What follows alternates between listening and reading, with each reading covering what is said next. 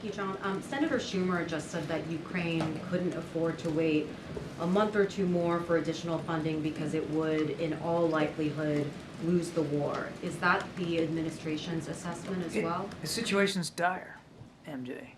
As I said, the Russians not only took Avdiivka, they've taken a couple of other towns and villages in just the last 48, 72 hours.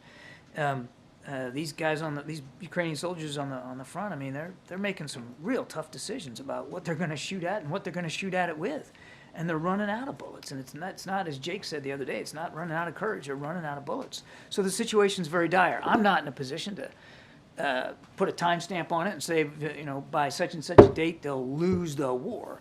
But they are certainly beginning to lose territory that they had clawed back from the Russians, and now they have to give it back to the Russians because they can't fight them off. I'm not asking you to give a prediction, but do you generally agree that in a month's time, in 2 months' time, it is very possible that Ukraine could lose the war without additional funding? What I would tell you that, as I said to Steve, the time is now, right now. The situation is dire now. I can't predict what it'll look like in a month or two because I can't predict what the Russians are going to do.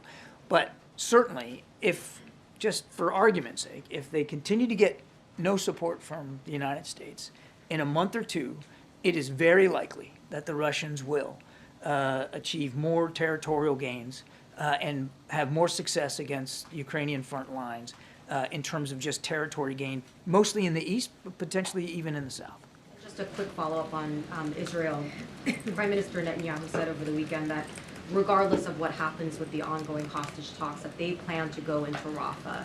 You just told Weija that it's not like the U.S. has seen some evacuation plan from the Israelis. So no, it's not like we haven't seen it. We haven't seen it. You have not. That is what I meant. Given that, do you believe that there is a plan by the Israelis to secure the safety of the civilians in Rafah before they enter Rafah, which, again, the Prime Minister says they are planning to do no matter what? Well, the Prime Minister has also said that he has ordered the Israeli Defense Forces to, in producing a plan for operations in Rafah, to include in that a plan for securing the safety of the more than 1 million refugees that are there. Again, we've not been presented one. I can't speak for the Israelis and to what degree their planning has progressed and what that looks like. But the Prime Minister himself has said, he publicly said, that he's tasked his generals to come up with one. But it's fair to say the U.S. wouldn't support Israeli forces going into Rafah until you all have seen a plan that makes you feel confident that there is a plan to secure the safety of the civilians. That's correct. Good.